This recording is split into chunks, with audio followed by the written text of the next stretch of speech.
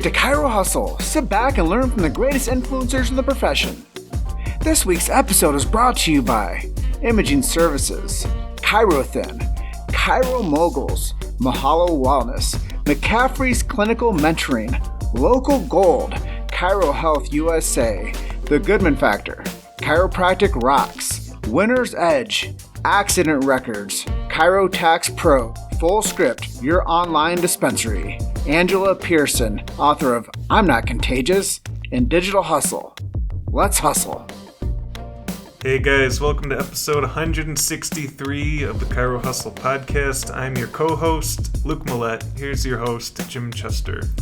So today we have the opportunity of interviewing Dr. Jason Dean, and if you want to know more about chiropractic and revolution, stay tuned. We got Jason Dean. What a treat. We get interview you twice within 3 days, man. I love it. I hope you do.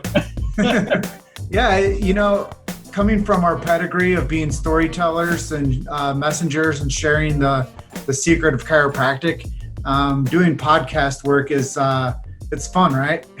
It's honestly a blast. I mean, it's as long as you carry a purpose with it and a message. Honestly, you can do this stuff all day. I think it's fun, and by watching you guys do it all the time, I can tell it's fun for you. So it brings out the best in our profession. That's really what the message is, anyway.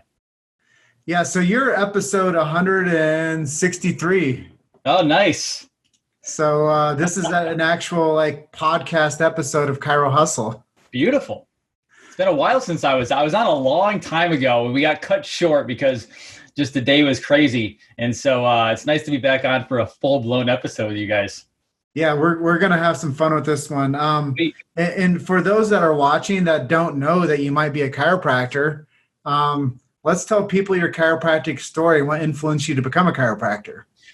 I'm a baby chiropractor. So it's funny because, you know, Jim, you guys, you and Luke hang out with guys who've been, women and men who've been in this industry for decades plus. I'm a baby chiropractor. I just have a loudmouth voice and I'm not afraid to use it. But I actually started off totally in the business world. I have a business degree first before I did anything. And I love marketing. I love sales. I did growing up. I wasn't like a every week or every month chiropractic patient, but my mom did. There was a chiropractor in our town, Little Green, New York, upstate New York, a long time ago.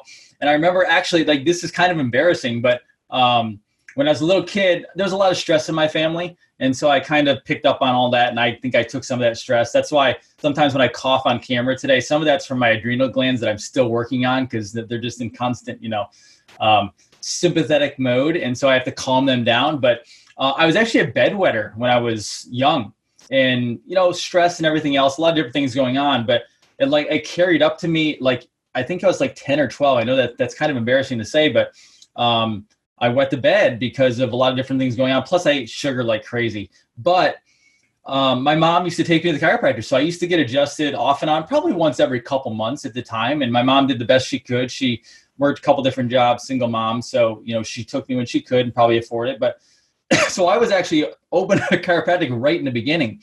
And then obviously went through my life, went into business, and I traveled around the country with what I did for a living, which was in software development, but also in the marketing of sports. So I was in NCAA football, Major League Baseball, NFL, et cetera. And so, but I got really sick because at the time I was doing all that fun stuff, but I wasn't taking care of myself. I wasn't eating well. I definitely wasn't getting adjusted. And I moved from Boston at the time down to Florida where I live now. And being a very busy professional, I was working 60, 70 hours a week, which I still do today, but I was doing it then for somebody else. And I didn't have time to date. So I met my wife on Match.com, actually. It was actually the first girl I met on Match. And it was just like magic. And so we were together since that day. It was, I think it was November of 2005, I recall, if it comes to my head. But she was already a chiropractor. And so actually when I met her, she had just started her practice. And she started in January of 2005. I think we met in November of that year. And so I went and saw her practice. She was straight out of school. My wife it's funny because all the chiropractors out there who think they need to spend a ton of money out of school to build up their practice and make it so people love it. My wife literally started her practice on like $1,000 from her dad, a little laptop, a notebook for scheduling. And she rented one room from another chiropractor. And so that's where I met her. I went to her office on the very first day I met her. I went to her office and saw it. And obviously we became married and everything else. And so I left my job because I hit the corporate kind of ceiling and I couldn't go any farther. And I recognized that. So she said, why don't you come help me in the practice? Because she had just bought her first building. My wife is a genius at this stuff. She just has this flow with the universe, money, et cetera. And she bought a $500,000 practice, a building for her practice. And she just did it. Like she said it was the right thing to do. The people will come. And she already had a little bit of a practice she'd grown. And so I ended up going over with her because I knew business and I worked behind the scenes, but she planted the seed because behind the scenes, I was watching people get better in the practice. And, I'd seen chiropractic before, so I agreed with it. But then I was really seeing the inside of chiropractic, like the vitalism of chiropractic, because she's like, my wife is hardcore vitalistic. So she does chiropractic, nutrition. We practice together now, obviously. But she just said, like, someday, like, if you want to do this, you could. And literally the first words out of my mouth, which I've changed this thinking now, was basically, well, I'm not smart enough to do that, become a doctor. And she's like, well, that's obviously not true. But she kind of left it alone. And within about a year or so, I made the plunge and I graduated December 2013 from Palmer, Florida. And so that makes me, 7 years in practice. So that's why I say I'm a baby chiropractor, but a combination of nutrition, helping get my health back via my wife, and then always really loving chiropractic. And I said, well, if I'm going to practice this stuff and do clinical nutrition, this chiropractic thing really looks amazing to me. And I believe all the principles of chiropractic. So if I'm going to do like 2 years of nursing or 2 years of like clinical nutrition, why would I not just do the other 2 years and become a doctor where no one can tell me what to do? And so I dove in, I graduated. And to this day now, I really I love practicing every day. I love adjusting every day. Like that when you give somebody a first adjustment, like that they've never had before, and you see like their eyes open, like, the power went on, between that and marketing and then being on a camera, like there's nothing more fun than that, man. But that's my chiropractic story, basically. Well, the really cool thing is now you've become positioned as a chiropractor to share the message of chiropractic to a larger audience, which I like I said, the last interview that we've done is I saw you hockey stick, like, private practice, doing things to do marketing, doing great business. But then you realize that there was a niche that people needed. They needed truth and they needed a legitimate source for reporting. So let's talk a little bit about that, because I think that makes you very unique in the marketplace as well, with what you're doing with Revolution Network. Yeah, it's so my mom. This actually goes back to my mom. So I have amazing parents. They divorced very early on in my life, but my parents are amazing, both sides. And like something rings true for me. What she used to say was like, just tell the truth. And I know that sounds so simple and so obvious. But in this world of what we're going through now, like obviously it's not obvious, but just tell the truth. And so as I continued on, I was looking in the world of healthcare. And it's funny because as I went through chiropractic school, I learned the things in school I needed to learn, but I really learned adjusting. I really learned how to help somebody heal, like in the seminars outside of that, whether it was the Y files with D'Onofrio or all these other amazing doctors out there who really taught you how to really adjust and taught you how to really apply nutrition to somebody. That's where I learned stuff. And so it was fascinating for me, connecting all of this stuff together. And I was like, you know what? People just need to know the truth. Like, we have chiropractic. Like that is the truth of healthcare. If you do not have a free flowing impulse from your brain down to every single cell, the body is not going to work. And so as I looked at this, I was like, we really need to be shouting this from the rooftop. And there's a movie that The Greatest Showman. with I think it's Hugh Jackman, right? And it's so funny because people will say like, "Oh, what's your favorite movie?" And they're waiting for me to give this big like inspirational, like whether it's a love story or action flick or whatever. And I go, "No, like, it's The Greatest Showman." And like how could it be The Greatest Showman?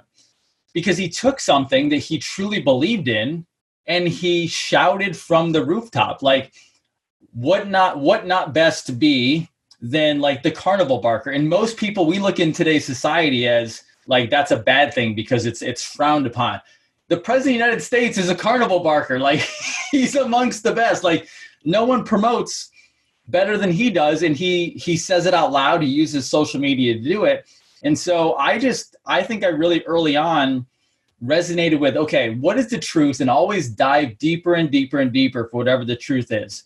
And when I found chiropractic, I mean, before my wife, but then really, really getting to know my wife when we were dating and seeing what she was doing with it, it was kind of the rebirth of it in my mind. And so I really just married my mouth. And I say that in a positive way with chiropractic. And that's what I do with the show too. I mean, I was telling you that I always want to, no matter what happens with the network, no matter what happens with the show, no matter who I interview, I'm always keeping chiropractic. I'm always keeping I'm keeping my loves, the things that I come from. I'm always keeping them right there because my ultimate goal for this is obviously to teach people what America really is. Like, we all have veterans in our life. We know what people went through to keep this place as free as possible and keep us as safe as possible. But also, the big thing here is we have to change what healthcare is in America. I mean, we have been a medical industrial complex for 100+ years. I mean, as soon as the Rockefellers did what they did and stole it all away from us. But I remember sitting in chiropractic school, and I didn't know the history of chiropractic. That was my first time getting exposed. So I know there's a lot of docs out there who are multi-generational chiropractors, and so they knew the history. They came up through it. I didn't know. So I didn't know chiropractors went to jail for chiropractic. I mean, I mentioned that in the episode we did the other day, I think it was. And, like, I was like, people went to jail because they believed so much in what they did. And it wasn't just like an average thing, that it was chiropractic. Like, they believed in helping people heal their system. So I kind of look at them, and we're not necessarily in a position where we're going to go to jail anymore because chiropractic is accepted today, but we still can carry on their ideology, their philosophies, just with maybe our mouths, with what we say, what we do, things like that. And we have today, we have free channels here today. Like, you have a computer there, I have a computer here, I have a phone here, you have a phone there. I mean, we have a free opportunity right now for at least a little while to preach from the rooftop that we can get people better without drugs and surgery. And it blows my mind that we have 60,000 chiropractors out there. I mean, it doesn't matter how much medical is out there, Jim and Luke, that if we just all turned our phones on and started talking, you would own healthcare tomorrow. I'm sure you guys agree. I mean, that's really what my marrying of quote unquote the network and my show to chiropractic is all about, is to, one, get truth out there about our country, to be able to take it back and really own who we are, but also to really push the fact that we are what healthcare is. I mean, man, we save people from medications and surgery. Is there anything more powerful than that? I mean, there's a lot of things you can do in this world, but if you do not have your health, you're essentially screwed. And so we have 320 or 330 million people that we have to get in front of. And this is just my medium of doing it, I guess you'd say. Yeah, I really believe that. I met a guy 5 years ago named John DeMartini. Yep. And one of the things he impressed upon me was we needed more media leverage. Mm-hmm. And Luke and I were in the midst of making a documentary film on chiropractic. And he had over 200 people in this ballroom at the Ritz-Carlton in downtown Denver. And I sat there and I waited till everybody went up and got a picture with them. And everybody talked to him. And I sat there as the last person in the room. And I said, hey, Dr. DiMartini.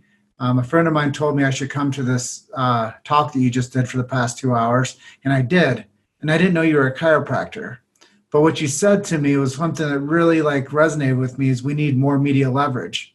I said, my name's Jim Chester. I'm a very enthusiastic person. I'm making a film on chiropractic. Would you like to be in it? He said, well, I will. And you can come down to the Ritz-Carlton next Tuesday at 1 p.m. Here's my room number, and I'll do an hour interview with you. Nice. So as I talk to you today, that's still the message that rings true, is we need more media leverage with chiropractic to get the message out to more people. And that's really what the impetus of Hustle was to add more value to the chiropractic profession and to really offer media resource for people to pay attention to so that they could get what you didn't get before you went to school, was the big idea. Right. So it all comes in a circular pattern now to where now we're interviewing you who has media leverage. And, yep. And we're using what you've been able to culminate as a resource as well. And now we are going together. And what you said is if we all start doing this, now we have more momentum for people to actually tap into something that might wake them up. Absolutely. I totally agree. It's the leveraging of marketing. I mean, that's really what it is. And, it's always funny on any interview we do. So everyone knows out there, we usually catch up a little bit before we jump on. So we have a little chat before we go live. I do the same thing with my show, typically a few minutes of just kind of chatting back and forth. And it's the funny thing about chiropractic is, and I understood this from a marketing standpoint. I never got this from, and so anybody out there, I don't have the same reality that somebody went right from college, was in a chiropractic family, and went right into school, because I didn't do that. So a lot of people with the chiropractic philosophy, they go right into the front door of their practice, and that's how they start. They don't have a marketing background or business, whatever it is. And so I came in from a completely different angle. And so I came in from, you're supposed to market things. You're supposed to sell things. You're supposed to talk about things. And it's funny because BJ Palmer was talking about that. I mean, Dee was talking about that. I mean, BJ really promoted that, but BJ was on radio. I mean, he was preaching from the rooftop how amazing everything was. But yet it's so fascinating because it's almost like as soon as that died off, and I don't know everyone behind that, if there were other people that jumped on board after BJ, but we lost that traction probably because of the whole Wilkes case and the AMA and all that stuff. I'm sure we got kind of sidelined from a lot of stuff, but this was our way to come back in. And we were talking about that there's 330 million Americans out there, and we still own what? 10%? Is that a magic number? I mean, I don't know if that's the number anymore, but the 10% of the population. And everyone says, why don't we have more of the population? Yet we're still doing the same things over and over again, is we're preaching on philosophy. And this is where I rub people the wrong way. And I apologize if I do. This is just me speaking my truth, is not that the philosophy is wrong, because it's not. Obviously, above, down, inside out. The vitalistic chiropractic, specific chiropractic, I can say the words all day long, right? However, people are not looking for vitalistic chiropractic. What they're looking for is they just hurt their back and they can't go to work. They need money to get to work. They're in pain, right? They have a problem. Now, I'm not saying abandon chiropractic and abandon the philosophy, because I talk about it every day in my practice. But sometimes in the first visit, depending on how they're coming in, if I had a guy come in 2 weeks ago who had a hot disc, he could barely stand. I did not preach to him about vitalistic chiropractic right from the start. I have to get this guy at least out of pain, or where he can actually walk without assistance of me and his wife. And then once I get him on my side and he's out of pain and we're a week or so into this, now I start preaching on what chiropractic is all about, and the fact that it's really not for the pain. Yeah, we totally handled that subluxation. The disc is not where it was before. It's going to start healing. We're going to do some other things, but we're going to get your body back to where it's supposed to be. He's happy, And now I can say, yeah, so let's educate you on real chiropractic. Like, yeah, you know what? Your C1 is also out, or this vertebrae is out.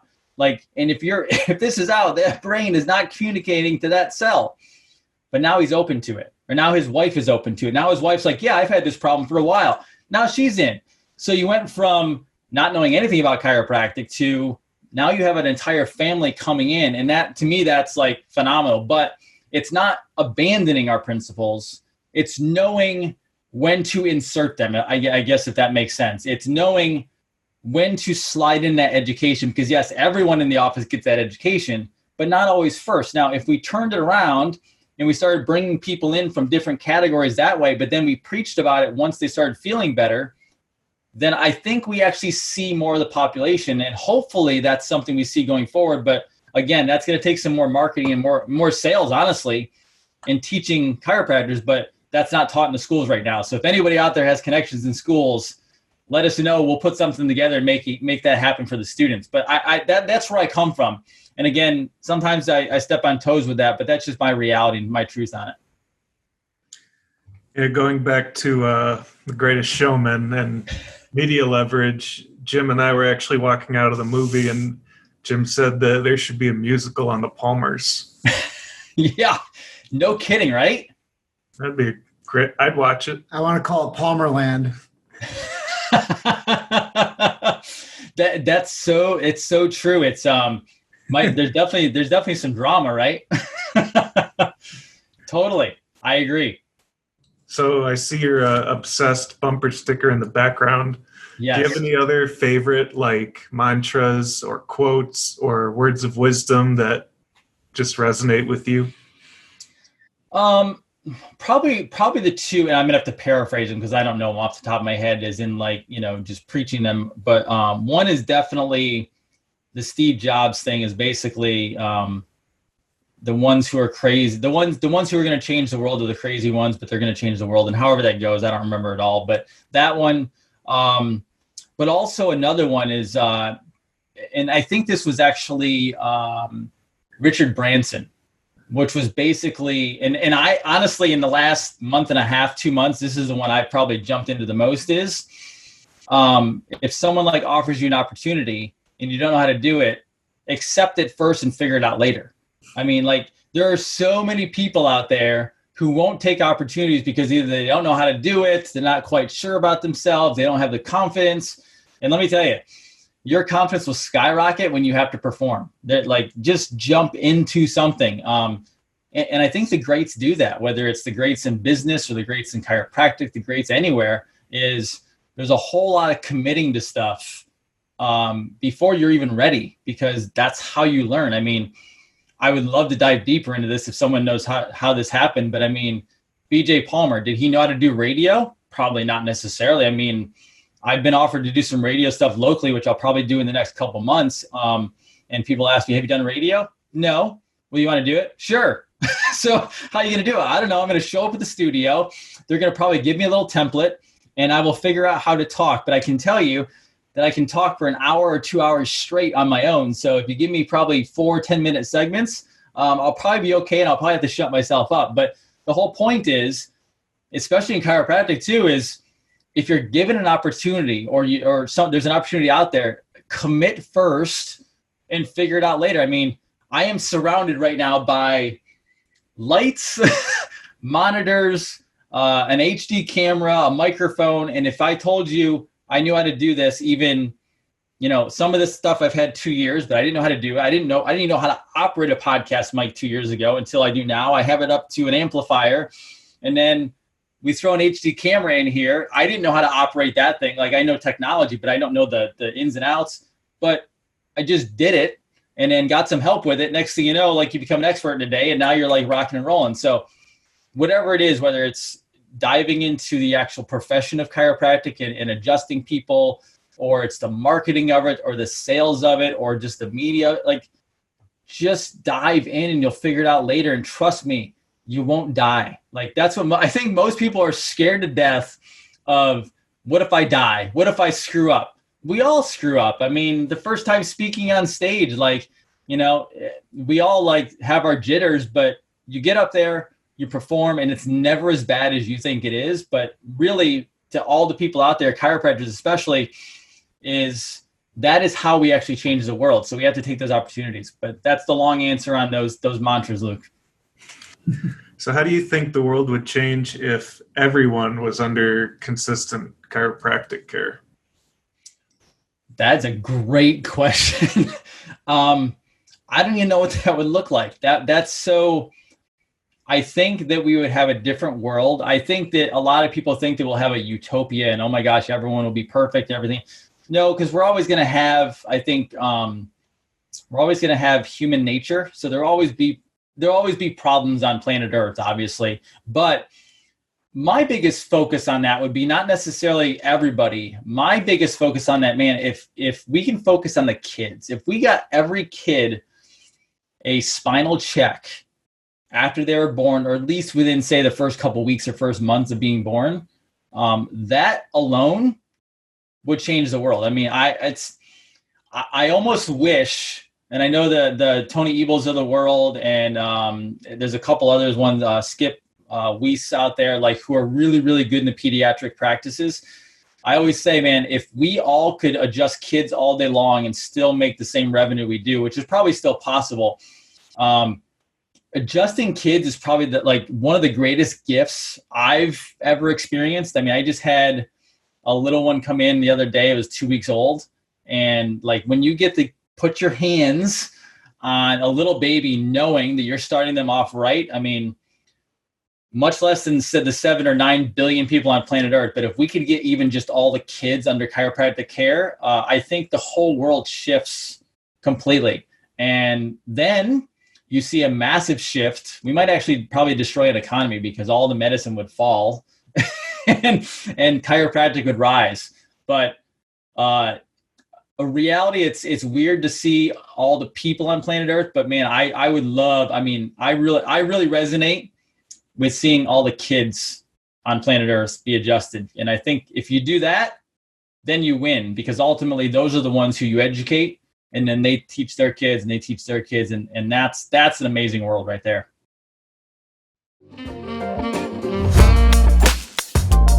You made it to Chiro Hustle. Sit back and learn from the greatest influencers in the profession.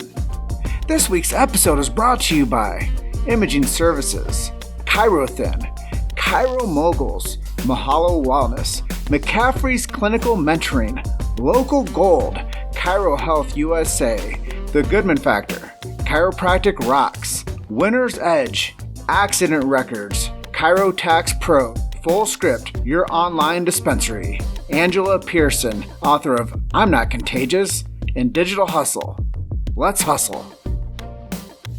Yeah, I think the generational idea that we can make an impact on the youth movement, I think that a lot of marketing looks to that angle. How can we get kids to be prescribed medication earlier? How can we make them, how many can we actually get a kid to have to be on and turn them into consumers? Because now we've had to have them as a consumer for life. Well, we need to look at that from the chiropractic angle too. What you're saying is, how can we turn people into healthier versions of themselves and make them chiropractic consumers for the rest of their life, which is not bad business. It's really smart business, but it also has a great outcome, which is a healthier society and a healthier culture and less propensity on outside in source. So I've always thought that the more that we can start getting kids into offices, the better. And I really do admire that vision, because I think so many times people wait till they're 40 years old and they have a blown disc, or they, were T-boned, and the next thing they know, you're coming in to see you, and you're like, dude, what do you expect me to do? Like, wave a magic wand and all of a sudden, like, after 2 adjustments, like, your life's back to hunky-dory? Right. No, you've neglected yourself for 40 years, and now you come in here with this like, hot button, like, I'm broken. Can you fix me? Yeah, I can fix you. But what if we change the narrative to that person? Now they were under, consistent care from cradle to 40. and now they get in that T-bone accident, or they had a slip and fall incident. Now their body's going to respond and heal faster. And they didn't go down the rabbit hole, the medical industry, saying, hey, what can you throw at me? You have some muscle relaxers? Throw it at me, boss. You got an injection? Throw it at me, boss. Now they're like saying, hey, I've been adjusted since I was a baby. I'm going to go see my chiropractor. They're going to shoot some new x-rays on me and see what's going on, to where now I can rest and heal and recover quicker. And I didn't go down this other path. Completely agree, 100%. I mean, it's actually funny because the best example I can give of that is there's a couple kids in practice that are very much like that in our practice that I see. I'm sure my wife has her own as well, but they come in and they expect to be adjusted. Like if they're in the office, they're like, well, I'm here to be adjusted. And then honestly, my daughter, my daughter is learning to ride her bike right now. She's on training wheels, but she's starting to get really fast to the point where the training wheels are going to have to come off because I don't want them to actually mess her up. But she's 6. She's been adjusted from the very beginning. And quite honestly, in the beginning, she was not freaked out by it, but it was different to her. I mean, even though we adjusted her all the time, she had to get used to it. Now, she was on the couch the other night and she was doing her little gymnastic stuff and she tumbled a little bit. And you know what? She didn't hurt herself, but she got sat on her butt. She laughed. And the first thing she said was, I better get an adjustment.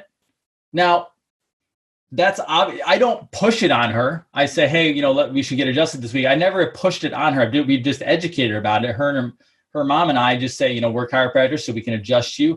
We don't kind of go the way normal does in society. We're a little different. You get taken care of. We don't worry about COVID-19. We don't worry about all this different stuff, to the point where she knows it works so well that either we're in the office and she goes, hey, can I get adjusted? She jumps up on my table. I adjust her real quick and she's done. Or she falls on her butt and she it's like subconscious now. She says, oh, I got to get adjusted. Now, imagine that with every kid, because keep in mind, kids are really smart. They're very intuitive. That's why I think we call them, God's children, because they're still really, really innately connected when they're babies and when they're little kids. So if you can get them out the gate and teach them, and they get that first adjustment, and a kid knows when that adjustment works. A kid knows when they feel better. They know when that nervous system is firing. Once you do that a couple times, they're in. You have marketed and sold them on chiropractic, but not because you needed to sell them, but because they knew what it did for them. It's just like watching my buddy Jay Comerick take care of a horse. Yep. You can see the physiological response to it, and the horse can't talk. Right. That horse will chase after him, not in a bad way, but because that horse wants to be close to that person because that person helped change that horse. So, it's an unspoken language of caregiving. Totally. And the sooner that becomes the norm, the better for everyone. I agree. So where do you see chiropractic going in the next 20 years? Well, if you'd asked me this, Luke, 6 months ago, I might have had a different answer. I would have been very, very upbeat about it. But now I feel like I'm even more upbeat because, quite honestly, between me getting to talk to viewers every night, my wife being able to do the same thing, you guys, people are watching now even more. Now with the president saying some of the things he's saying, I actually see us basically skyrocketing into a more normal position of healthcare. And quite honestly, if some of the things fall the way they could fall over the next 6 months to a year, we very easily in the next 5 years could see chiropractic become, again, portal of entry. We're primary care physicians, obviously, so people don't need a referral to come to us, but it's still not in their mind yet that they come to. People don't, the majority of the public doesn't even know we're primary care physicians, obviously. That's still an educational point, but we're getting to the point where I think people are starting to look. People are tired of being on medications. Now we have the whole vaccination thing. How did you ever think that a giant chunk of the population would be pushing back against the COVID-19 vaccine? Now, obviously, still a lot are going to end up getting it, but there's people pushing back that would not have pushed back just 8 weeks ago. And so just the mindset that they've taken to push back on this means that they're now willing to look in a different angle or a different viewpoint. This is our time to capture their minds and show them what real healthcare is. So I think no matter what we turn into in the next 1 year, 5 years, 10 years, this is our moment in the next, say, 6 months to a couple of years to really, really change their viewpoint and capture a giant chunk of the American market and show them what healthcare is. And again, with things like, shows like yours, shows like mine and other docs going live and things like that, this is the time, man. We have an opportunity to blow this thing up and really, really change the world. So that's what I'm hoping for. And I think what you're saying makes a lot of sense because our innate is highly tuned and we're not per se anti anything, but we are pro health. Right. And we are pro-choice and we are pro-decision. And to say that those people 8 weeks ago were anti-vaxxers isn't true. Right. They are just pro-choice, they're pro-health, and they're pro-positive outcome, and they're they're learning a great deal right now. Right. So their innate's tuned. Totally. And they're all looking for solutions. And on top of that, you have millennials right now, which, let me tell you, Chiros out there, you don't actually sometimes know what these millennials are thinking because quite honestly, and I'm just as guilty of this as anybody is. We've kind of grouped this millennials term into like they're dumb and stupid. They're really not. They're actually very smart. Now they have a different viewpoint than us, but keep in mind, one of the biggest demographics coming for natural health are the millennials because these folks want to feel good. They want to feel better. Some of these apps out there, and I'll be honest with you, some of these apps I still don't even know how to play with, like the TikToks of the world and the WhatsApp or the Snapchat and stuff like that. I still suck at those and I can be better. But millennials want to feel good. They actually look into natural healthcare. They look into alternative. Those are the ones who are going to the Whole Foods and buying kombucha and buying fermentation, everything else. Chiros, even if you don't agree with kombucha and fermentation and all this different stuff out there, guess what? That's your market. Those people are looking for you. So a combination of what we just talked about, plus the millennials, do not forget about that demographic. That is going to be a gigantic chiropractic demographic. Amen. So I'm going to ask a surprise question here, not on the script, because I don't get to talk to you that often. And I just want to, I know Jim's dying to know the answer to this too. Okay. Just out of curiosity, how the hell do you get so many views on your Facebook Live videos? If it's a secret, that's okay. But I think it's a combination of many things. I learned a long time ago this thing about intention, and I learned about it through chiropractic originally. And okay, I'm gonna blow everything up here because some chiros know this, some chiros don't. And sometimes you can take two different patients, or I'm sorry, you can take the same patient, two different doctors. One doctor gets a great adjustment and gets the person to feel better. The other person does the same damn adjustment and doesn't get the same results. And they're like, why? Keep in mind, there's a thing called intention. Meaning when I'm standing here, I want the world to know about chiropractic right now. I want everyone watching this to go out and be amazing chiropractors. So it's a combination of intention of just me solely focused on talking to everyone out there and saying, guys, go out there, men and women of chiropractic, you're all amazing people. Go out there and win the world over and teach them what real healthcare is. Now, on top of that, it's also been 2 years of doing this. I mean, when you look back at it, obviously everyone's like, oh, it's skyrocketed. It skyrocketed in the last 2 months. It totally has. Totally agree. But I can probably show you right now my first ever video, which was like 2+ years ago, which completely sucked. It was horrible. So it's like the 2+ year overnight success. And then on top of that, there's a little bit of marketing. I mean, I basically go, okay, you have to talk about stuff that's now. I mean, even if you're a chiropractor and say this COVID-19 thing ends, which it was going to end at some point, right? So a year or two from now, you want to preach chiropractic and you want to get people and you want to help people. Well, you better take something that's resonating with the public right now, and you better find a way to communicate that to those people. I had an amazing doctor in chiropractic school, Palmer, Florida, Dr. Michael Shreve, who is he's an upper cervical doc. I think he still practices, but he also teaches, and he's one of the rare teachers at Palmer that I love because he was still into the philosophy. He was a green book guy. Like, I still go back at him and chat with him. In the beginning, he was like that hard ass doctor who was like, oh God, he's going to teach us about this. But I go back to him now because he really is principled in chiropractic. But he told us, and I took this to heart, that if you're going to be out in the public, you better be able to take any subject on the face of planet Earth and be able to, within like 5 to 10 seconds, turn that into educating in chiropractic. And I remember going through an exercise, which this exercise in class, because I mean, obviously we have like 11 weeks per quarter or whatever it is.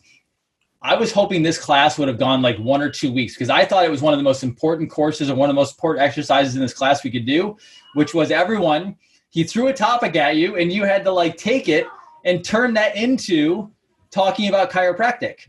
And it could have been anything from like, walking outside and a bird flies by you to a piece of garbage flies by to, it's overcast today. Like we're not talking about like healthcare related topics. We're talking about any topic. How do you turn that into educating on chiropractic? And so I took that and I said, okay, what is going on in the world today, right? We have something obviously right now, but a year from now when it's not COVID-19 or a pandemic, how do you take today's subject in the news or today's subject anywhere, something that people are focused on, and how do you turn that into chiropractic? Because that's just backdooring chiropractic. That's where you take something, you start with it, and then you got their attention. Now slide in how you want to help them heal. And I mean, honestly, a couple of those things, and that's really just how you build up viewers. And then you just be honest and truthful. I mean, if you are honest and truthful with your audience, they will always come in and you will be able to help them any way possible. And at the end of the day, by the way, yes, as much as I love marketing, as much as I love getting viewers and I want it to skyrocket even more, my sole intention and purpose behind this whole thing is, I know there's thousands of people behind that camera at given times. I want to help you learn how to help your body heal the best way possible. That's really what it's ultimately about. Well, we have one more question for you. Okay. But before we get to that, I just want to say you're a brilliant chiropractor and you're a brilliant communicator and a brilliant marketer. So thank you for sharing your wisdom of how you took yourself to where you were 2.5 years ago, making a video that you learned a lot from, to where you are today, where you continuously keep on learning and keep on, as I call it, connecting the dots.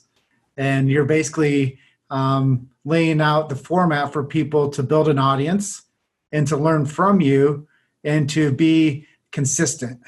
And I congratulate you on your consistency. I congratulate you on your topics of choice that you pick and how you've been able to build the audience, but also how you've been able to become a chiropractor with a voice. Well, I appreciate that. Thank you very much, guys. And I appreciate all that you do as well, because you're a giant voice in this whole thing. What a coincidence. I think Chiro Hustle is about 2.5 years old. Jim and I spend a few times around at different seminars and conferences. So yeah, it's hard to believe it's been that long, Jim. But like, I remember being in Vegas with you and like, oh man, like it seems like not far away, but it was a year or two away. Mm-hmm. So let's talk a little bit about you personally.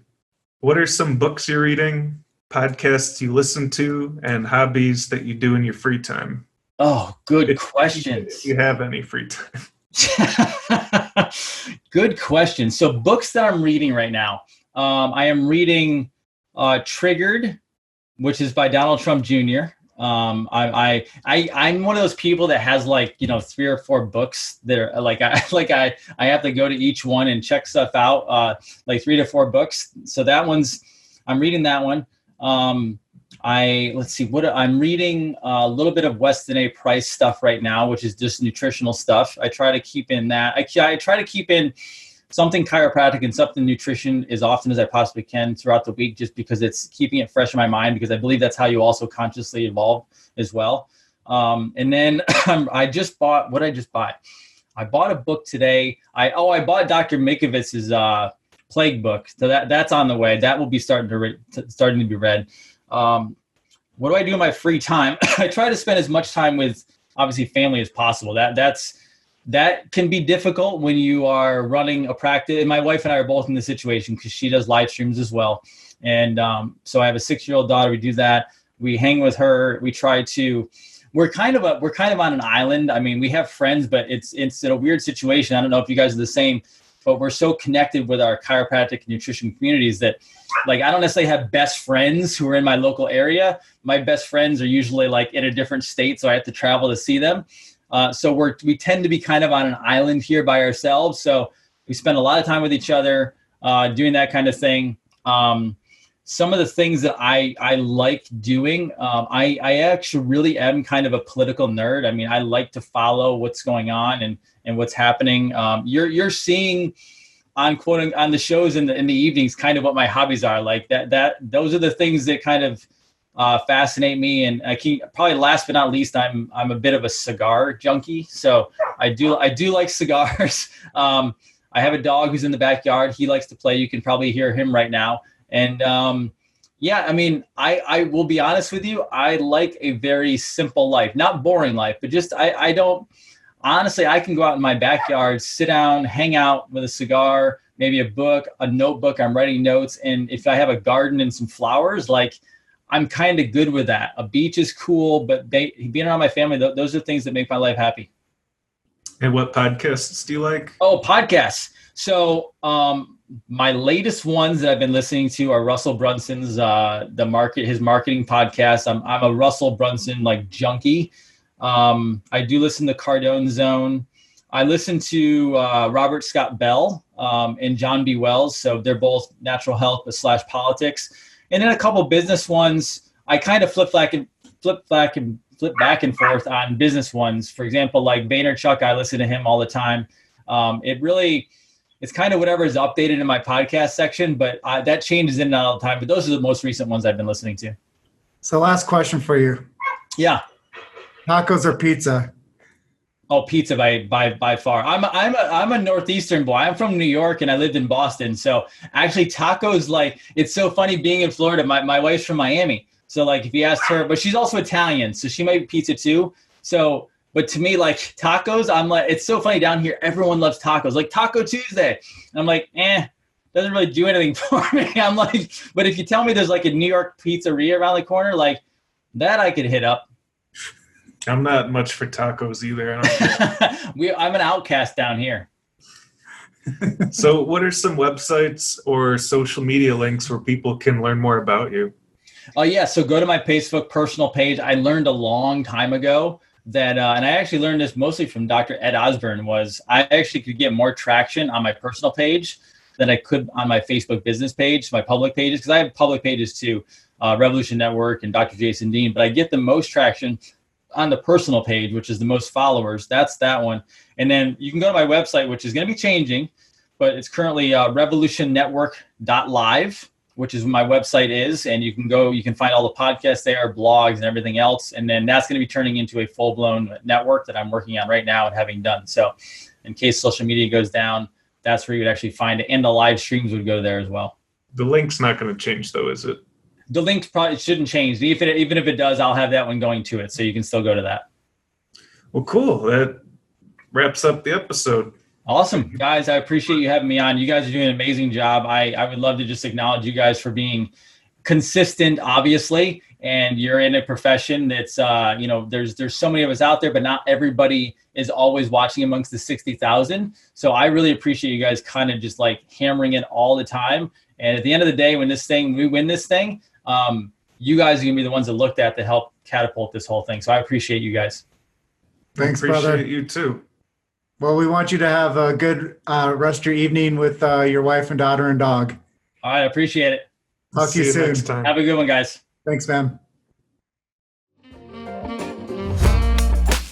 Thanks for listening to Chiro Hustle. Don't forget to subscribe and check back next week to continue hustling.